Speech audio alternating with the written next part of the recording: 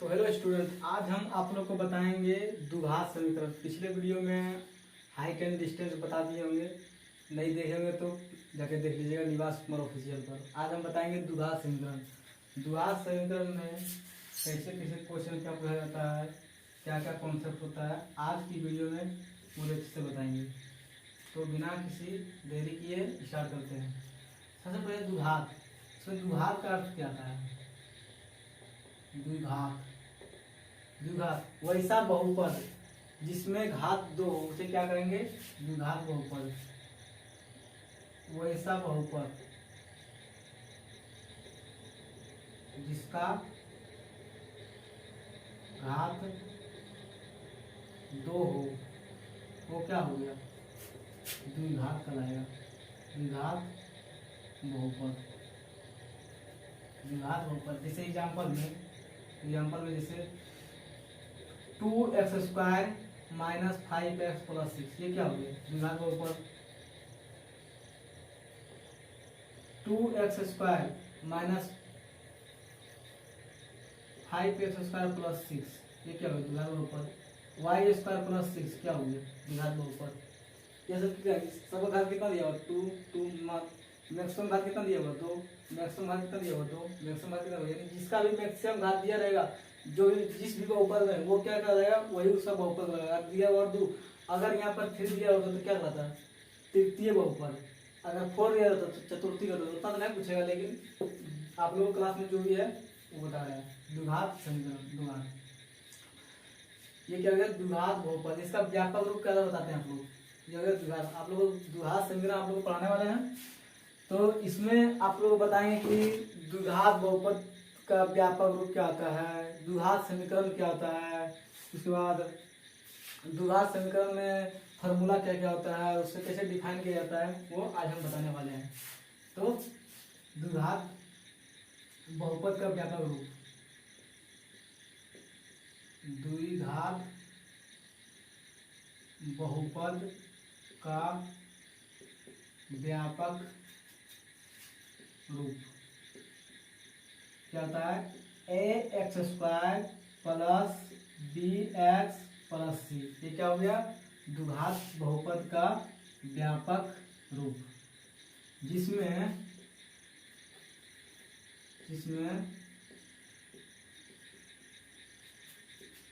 a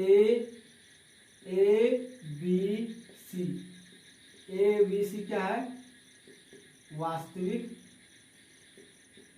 संख्याएं। क्या है? वास्तविक संख्याएं। जब भी द्विघात बहुपद का जो इस रूप में दिया रहेगा, तो ए बी हमेशा क्या होना चाहिए? वास्तविक संख्या होना चाहिए। क्या होना चाहिए? ए बी सी वास्तविक संख्या। और एंड ए बराबर नॉट इक्वल टू 0। ए भी क्या होना चाहिए? वास्तविक संख्या होना चाहिए। और बी ए बराबर, यानी कि ए का मान 0 नहीं होना चाहिए। अगर ए का मान 0 हो गया, यानी 0 × s² 0 हो जाएगा, यानी कि bx + c, ये क्या बचेगा? रेखिक बनेगा, रेखिक बहुपद बचेगा। अगर इसमें ए का मान 0 रखेंगे, ए का मान 0, तो 0 × x² + bx + c, 0 + bx + c यानी bx + c = 0। ये क्या हो गया? ये रेखिक बहुपद, यानी जिसका घात 1 हो वह क्या कहलाता है? रेखिक बहुपद। क्या कहलाता है? रेखिक बहुपद। रेखिक बहुपद। रेखिक बहुपद इसमें ए बी सी क्या हो गया? वास्तविक संख्या। क्या हो गया? वास्तविक संख्या है।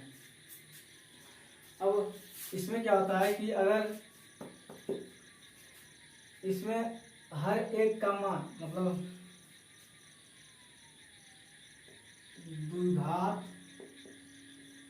द्विघात बहुपद में x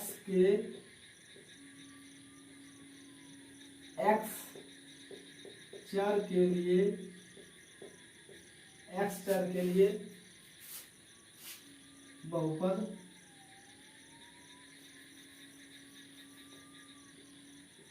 फलन नहीं बोलो इसको, x चर के लिए द्विघात बहुपद में x चर के लिए यानी x का मान अलग अलग है, क्या होगा, अलग अलग मान निकल जाएगा। x के लिए विभिन्न मान प्राप्त होगा। एग्जाम्पल में अगर x बराबर यहाँ पर 1 रख दिए तो क्या होगा, a into 1² plus b into 1 plus C, यानी कि a plus B plus C.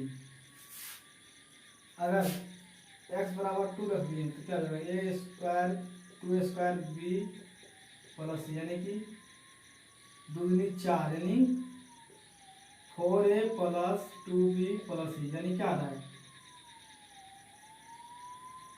यानी x के मान के लिए, x चर के लिए अगर x का मान अलग अलग रखते जाएंगे तो बहुपद का व्यापक रूप क्या अलग अलग आएगा। जैसे एग्जांपल में आप लोगों को बताते हैं, इसको मिटाएं, इसको मिटाते हैं। जैसे में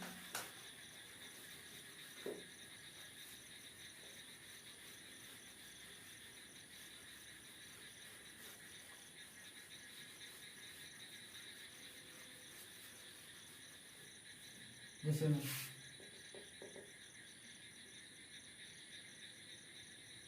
2x² माइनस 5x प्लस 2, अगर x बराबर 1 डालें तो इसमें x क्या मानेगा, बहुपद का मान 2 इंटू 1 का स्क्वायर माइनस 5 इंटू 1 प्लस 2, कितना हो जाएगा, 2 इंटू 1 कितना जाएगा, 2 हो जाएगा, माइनस 5 हो जाएगा प्लस 2, कितना 2 2 कर जाएगा, कितना जाएगा, माइनस 5। x बराबर 2 रख दिए तो क्या आएगा, x का मान 2 रखेंगे तो क्या आ जाएगा, 2 इंटू 2² माइनस 5 इंटू 2 प्लस 2, यानी कि 2 दूनी 4 दूनी 8 माइनस 10 प्लस 2, 8 2 10 माइनस 10, यानी कि 0। यानी x का मान x के विभिन्न मान के लिए बहुपद का मान भिन्न भिन्न आएगा। बहुपद का मान क्या आएगा, भिन्न भिन्न आएगा, भिन्न भिन्न आएगा। अब इसमें हम बताएंगे कि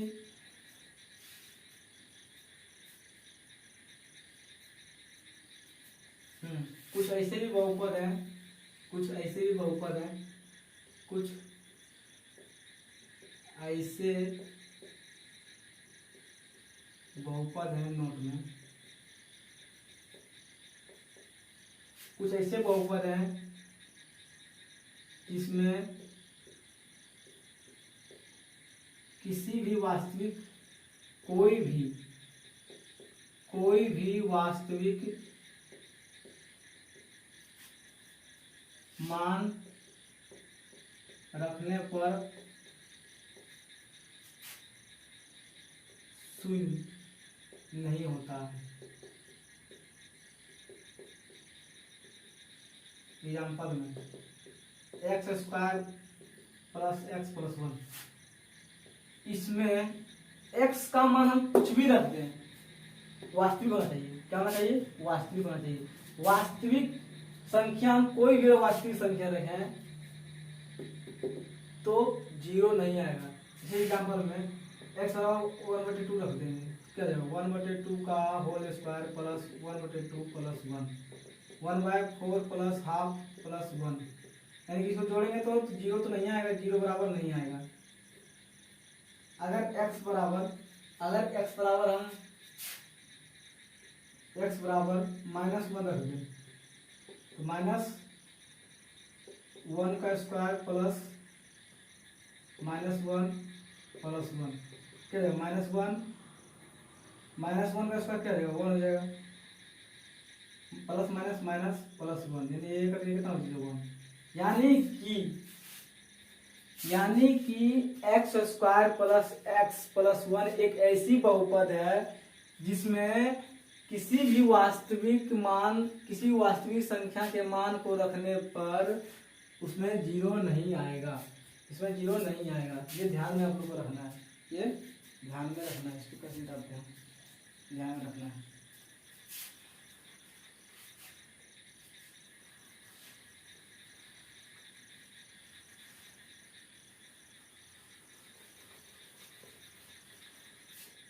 आप लोग बताते हैं। द्विघात बहुपद बता दिए। द्विघात बहुपद, द्विघात बहुपद में जब द्विघात बहुपद को कॉन्सेप्ट, जब द्विघात बहुपद को शून्य यानी जीरो,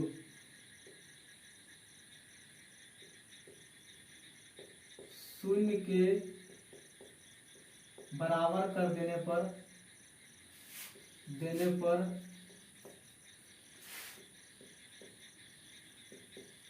द्विघात समीकरण कहलाता है। द्विघात बहुपद को बनाए थे A x square plus B X plus C, ये क्या हो गया?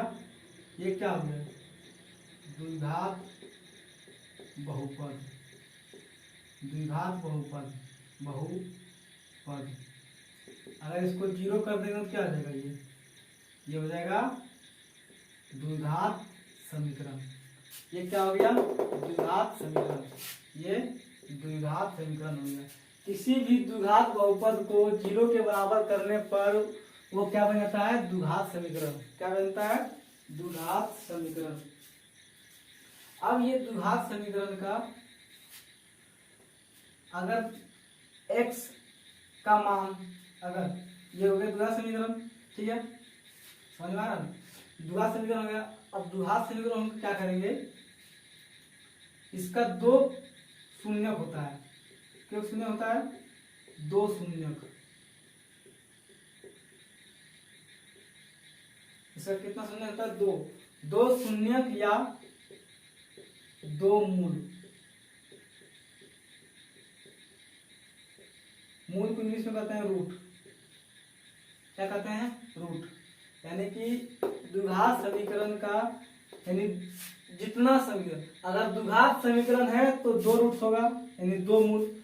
त्रिघात समीकरण है तो रूट 3 होगा। शून्यक मतलब रेखिक बहुपद यानी कि प्रथम बहुपद यानी कि फर्स्ट बहुपद है, यानी कि अगर 2x + 3 ये क्या है? ये रेखिक बहुपद है, यानी इसका कितना आएगा? इसका मूल 1 आएगा। उसी तरह ये द्विघात समीकरण है, द्विघात समीकरण है, इसका दो मूल आएगा। मिटाते हैं। अब कौन कौन मूल आएगा? इसे लेट्स मानते हैं। इसका मूल आया अल्फा, अल्फा, अल्फा इस तरह लिखना मिलेगा, अल्फा और एक बीटा। क्या है? अगर रूट इसका अल्फा एक बीटा है, द्विघात समीकरण का एक मूल अल्फा है, दूसरा मूल बीटा है, तो इस मूल को सेटिस्फाई करेगा नहीं, क्योंकि दोनों का मान कितना आना चाहिए? जीरो बराबर होना चाहिए। क्योंकि कहा गया कि द्विघात समीकरण तभी कहलाएगा जब ax² + bx + c बराबर जीरो होना चाहिए। यानी इसका जो मूल आएगा इसमें मान रखने पर इसका मान जीरो होना चाहिए। बीटा का मान भी रखेंगे तो जीरो होना चाहिए। इसको हम लिख सकते हैं a² + b, x के जगह लिख सकते हैं अल्फा + c। इसको ये भी हम लिख सकते हैं। इसको हम क्या लिख सकते हैं? a² + b + c = 0।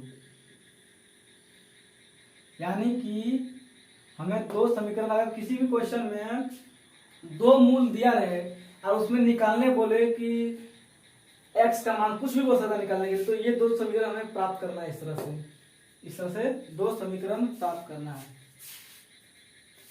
इसको मिटाएं। अब आगे बताते हैं, जैसे एग्जाम्पल आप लोग बताते हैं।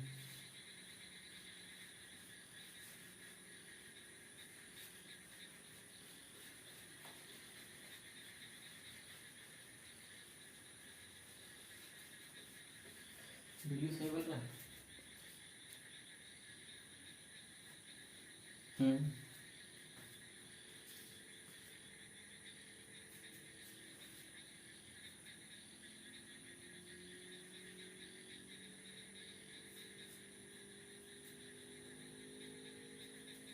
अब द्विघात बहुपद, द्विघात बहुपद दो तरह का होता है। कितना तरह का होता है? दो तरह के। नहीं, इस तरह में लंबा हो जाए। जगह तो इसमें छोटा है। पहला होता है शुद्ध द्विघात समीकरण और दूसरा होता है अशुद्ध द्विघात समीकरण। इसको मिश्रित भी बोलते हैं। क्या बोलते हैं? मिश्रित। मिश्रित यानी कि इसको दो भागों में बांट दिया गया है। द्विघात समीकरण को दो भागों में बांटा गया है। वो शुद्ध द्विघात समीकरण, अशुद्ध द्विघात समीकरण यानी मिश्रित। द्विघात समीकरण, शुद्ध द्विघात समीकरण किसे कहते हैं? शुद्ध द्विघात समीकरण जिसमें जिसमें जिसमें जिस चर में वर्ग का, जिस अचर में वर्ग का हो, जिस चर में क्या हो, सिर्फ वर्ग हो, वर्ग का जिस चर में सिर्फ वर्ग हो। जैसे तो आप लोग समझाते हैं, जैसे कि इसमें क्या होगा, जैसे A x square plus B X plus C equal to 0। इसमें क्या आ जाएगा? b का मान क्या आ जाएगा? 0 हो जाएगा। क्या आ जाएगा? अगर इसमें b का मान 0 कर देंगे क्या होगा? b का मान 0 कर देंगे क्या आ जाएगा? A x square plus C बराबर 0। ए x square plus C equal to 0 क्या आ जाएगा?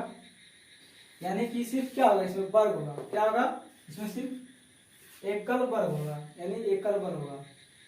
और इसमें क्या होगा? A x square plus B X plus C equal to 0 ये पूरे होगा, यानी कि b बराबर इसमें नॉट इक्वल टू 0। अगर किसी क्वेश्चन में पूछेगा कि शुद्ध द्विघात समीकरण क्या है, शुद्ध द्विघात समीकरण क्या है, क्वेश्चन में आएगा शुद्ध द्विघात समीकरण कौन सा है? पहला ऑप्शन देगा 2x square plus C, 2x square plus 5। दूसरा देगा 2x square plus 5 plus 2x square plus 5x plus C. C number देगा 2x square minus 5x plus C. D number में देगा नन, यानी इनमें से कोई नहीं। तो आप कौन सा मारिएगा? शुद्ध द्विघात समीकरण कौन सा है इसमें? शुद्ध द्विघात समीकरण ये है, क्योंकि इसमें b का मान क्या दिया हुआ है? b का मान दिया हुआ है 0। अगर इसमें x का मान 0 कर देंगे तो यहाँ पर क्या आ जाएगा? इसका मान 0 कर देंगे क्या आ जाएगा? हट जाएगा। तो ये क्या होगा? शुद्ध द्विघात समीकरण। और ये क्या हो गया? अशुद्ध द्विघात समीकरण, जिसमें b का मान नॉट 0, इसमें b का मान 0 होता है। और किसी भी क्वेश्चन पूछते कि शुद्ध द्विघात समीकरण किसे कहते हैं, तो उसमें ध्यान रखना कि द्विघात समीकरण में A x square plus B X plus C बराबर 0 में b बराबर क्या होता है? 0। ये क्या हो गया? शुद्ध द्विघात समीकरण। इसमें क्या होता है? इसमें a और c का मान हमेशा धनात्मक नहीं होना चाहिए, धनात्मक नहीं होना चाहिए।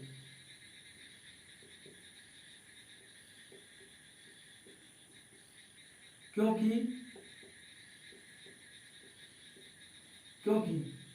आपको बताते हैं, अगर धनात्मक इधर है plus plus a x square plus C equal to 0, A x square बराबर क्या जाएगा? माइनस में इधर जाएगा सी, एक क्या इधर गुना में इधर जब आएगा क्या भागा होगा? माइनस सी वाई। यानी किसी भी पूर्णांक में या भिन्न में अगर माइनस हो तो उसका क्या होता है? वर्गमूल नहीं होता है। से अगर -5/6 का वर्गमूल होगा? नहीं। -2/3 का वर्गमूल होगा? नहीं। तो -CA/y का वर्गमूल कैसे हो सकता है? आप ही सोचिए, नहीं ना हो सकता। तो यही मेरा कहना है, इसका अर्थ है कि मेरा कहने का अर्थ यही है कि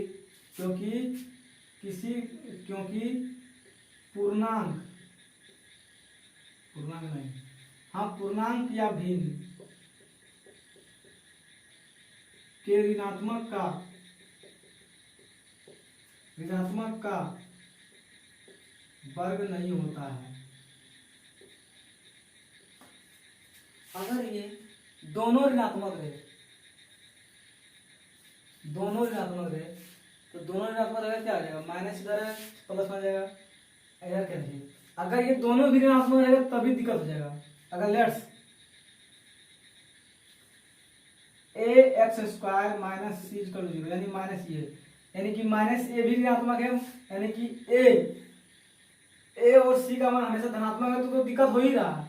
अगर ए और सी का मान ऋणात्मक भी हो जाए तो भी दिक्कत है। कैसे, माइनस ए एक्स स्क्वायर और क्या इधर जाएगा माइनस में, इधर क्या होगा प्लस में, इधर गुना में, इधर में क्या होगा भागा में हो जाएगा। तो सी बाय माइनस ए, यानी कि क्या,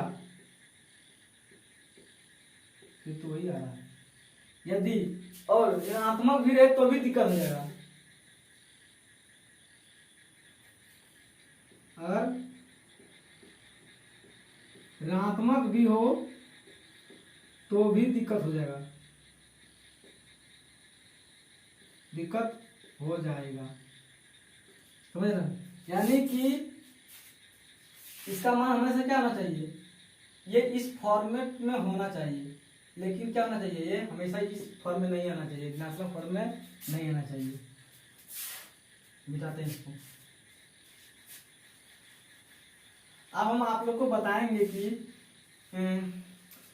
शुद्ध द्विघात समीकरण बता दिए और अशुद्ध द्विघात समीकरण बता दिए। अब बताएंगे सबसे पहले कि शुद्ध द्विघात समीकरण को कैसे डिफाइन किया जाता है, यानी कि निकालना जो है कैसे हल किया जाता है, हिंदी में हल कैसे किया जाता है। मिक्स करते हैं हिंदी में इस दोनों। इसमें क्या बताएंगे आप, शुद्ध द्विघात समीकरण, शुद्ध द्विघात समीकरण के मूल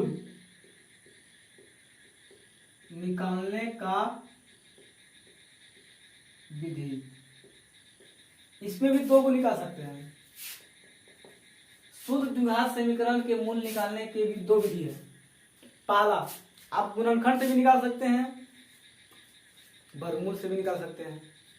सबसे पहले आप लोग को सिखाएंगे कि वर्गमूल से कैसे निकाला जाता है, वर्गमूल से कैसे निकाला जाता है।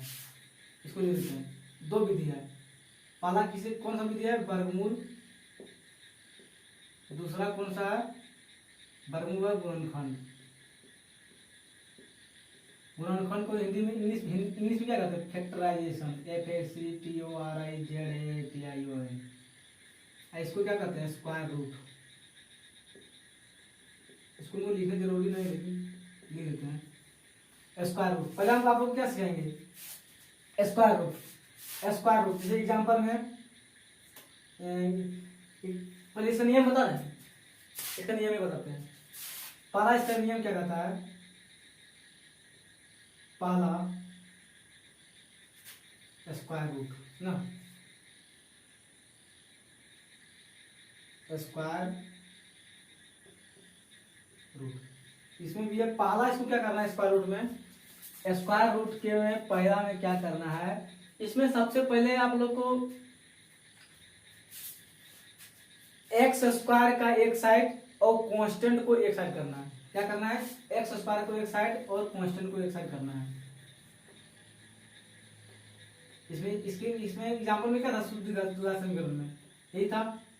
क्या बोलता है, एक example a x square plus C equal to 0, यही था ना शुद्ध द्विघात समीकरण।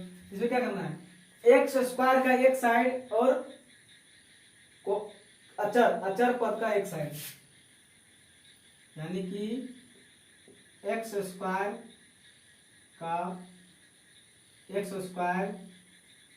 पद एक तरफ और अचर पद दूसरा तरफ। दूसरा में क्या करना है, एक्स स्क्वायर का गुणांक, इसका गुणांक क्या आ जाएगा, इसका एक्स स्क्वायर का गुणांक क्या है, ए है। एक्स स्क्वायर का गुणांक से दोनों तरफ भाग देने पर, क्या देना पर, दोनों तरफ भाग देने पर इसमें आप लोगों को सिखाते भी हैं। इसमें क्या करेंगे, एक क्वेश्चन है, एग्जाम्पल में लेते हैं, एग्जाम्पल में ये लेते हैं 2x² - 5 = 0। इसको क्या करते हैं, सबसे पहले नियम से बनाते हैं 2x² - 5 = 0, यानी कि इसको क्या करते हैं 2x² = 5। क्या किए, x² का पद एक तरफ, अचर पद का दूसरा तरफ है, कर दिए बराबर उस पर। अब दूसरा में क्या बोल रहा है 2x² = 5। अब क्या करना है, x² गुणा से भाग देना, x² गुणा क्या है 2 है, तो 2 से भाग देने क्या जाएगा, x² इधर कर जाएगा 2, यहाँ कितना जाएगा 5/2। अब तीसरा में क्या करना है, तीसरा में क्या करना है, वर्गमूल करने पर क्या करना है, पर स्क्वायर रूट, दोनों तरफ वर्गमूल करने पर, दोनों तरफ वर्गमूल करने पर, अगर दोनों तरफ वर्गमूल कर देंगे क्या है, इधर x बच जाएगा, इधर क्या बचेगा, दोनों तरफ क्या करना है वर्गमूल करने पर, यहाँ पर क्या बचेगा x = +-5/2। इधर जब रूट जाएगा क्या आएगा 5, इधर रूट चलेगा क्या जाएगा +-5/2।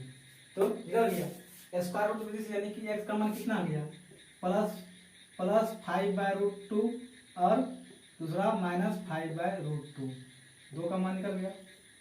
सीख जाएंगे वर्गमूल विधि में क्या करना है, वर्गमूल विधि द्वारा क्या करना है, सबसे पहले x² का पद एक तरफ और अचर पद का एक तरफ, उसके बाद x² गुणांक दोनों तरफ भाग देने पर, उसके बाद वर्गमूल दोनों तरफ कर देंगे। समझ में आ गया। अब बताते हैं आप लोगों को गुणनखंड विधि से कैसे करना है, गुणनखंड विधि से, ये इसी क्वेश्चन को बताएंगे गुणनखंड विधि से, गुणनखंड विधि से कैसे करना है, गुणनखंड विधि से फैक्टराइजेशन, जो ये फैक्टराइजेशन, इंग्लिश में अगर बोलने में थोड़ा दिक्कत होता है, दिक्कत नहीं होता है, हम लोग हिंदी मीडियम में सबसे शुरू में पढ़ेंगे, इसलिए फैक्टराइजेशन यानी कि गुणनखंड, जो भी है गुणनखंड। सबसे पहले इसमें क्या करना है, सबसे पहले इसमें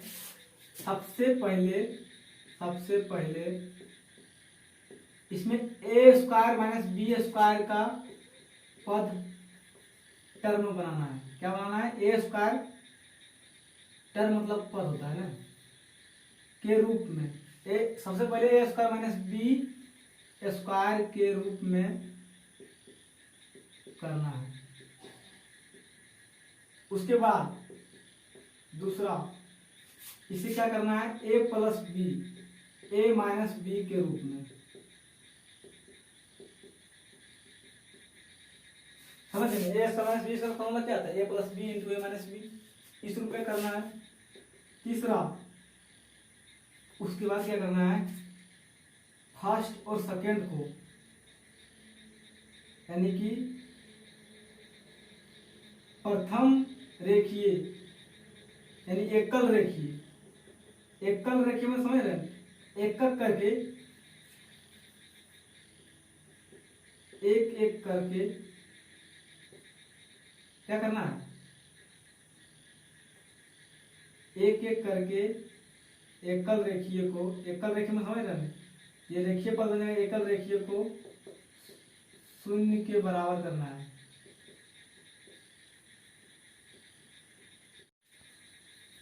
क्या करना है, एक एक करके एकल रेखीय को 0 के बराबर करना, उसके बाद ज्ञात कर लेना है। सबसे पहले इसका फॉर्मूला ये इसी क्वेश्चन करते हैं, 2x² - 5 को 2x² - 5 = 0, इसको किस फॉर्मूला लाना है हमको, इसको किस फॉर्मूला लाना है, a² - b², किसको लिख सकते हैं √2x², क्यों √2 का क्या स्क्वायर क्या होगा 2 हो जाएगा, x² का x² माइनस √5 का होल स्क्वायर आ गया, a² - b²। अब दूसरा फॉर्म में क्या करना है, दूसरा फॉर्म में क्या करना है, a + b और a - b का रूप बनाना है। इसको a मानते हैं √2x को, और 5 को क्या मान लेते हैं b मान लेते हैं, नहीं √5 को क्या मानते हैं b मानते हैं, तो क्या होगा √x + 5 √5 √x + √5 यानी -√5, इस फॉर्म में आ गया बराबर 0। अब क्या करना है, ये तीसरा का है ना, ये पहला। दूसरा, अब तीसरा में क्या करना है, इसको एकल करके बराबर में कर देना है। √2x प्लस √5 बराबर 0, √2x माइनस √5 बराबर 0। अब इसमें से x का मान आ जाएगा, कितना आ जाएगा, तो माइनस, इधर माइनस में चला जाएगा बटे √2, इधर कितना आ जाएगा, √2 आ जाएगा, यानी कि अब फाइन हो गया। तो आप लोग समझ गए होंगे कि शुद्ध द्विघात समीकरण मूल निकालने की दो विधियां हैं। पहला वर्गमूल, दूसरा गुणनखंड। गुणनखंड से हम वर्गमूल से बता दिए थे क्या क्या करना है। गुणनखंड से क्या है, सबसे पहले क्या करना है, इस फॉर्मूला लाना है, a² माइनस b² के फॉर्मूला लाना है। उसके बाद a² b² को किस टर्म में लाना है, एकल रेखीय समीकरण a plus b into a minus b के रूप में लाना है। उसके बाद एक एक करके क्या करना है, रेखीयकरण को 0 के बराबर करना है, तो ये समान आ जाएगा। इसको मिटाते हैं। अभी आप लोग को कॉन्सेप्ट बता रहे हैं, कॉन्सेप्ट बता देंगे, उसके बाद आप लोग को बताएंगे क्वेश्चन। 4-5 क्वेश्चन और बचा हुआ है, आप बताएंगे। इसका भी दो विधि है, किसका, शुद्ध द्विघात समीकरण का नहीं, अशुद्ध द्विघात समीकरण मूल निकालने की विधि दो है, वर्गमूल से, गुणनखंड से। क्या क्या है, वर्गमूल से और गुणनखंड से। अशुद्ध द्विघात समीकरण क्या होता है, इसका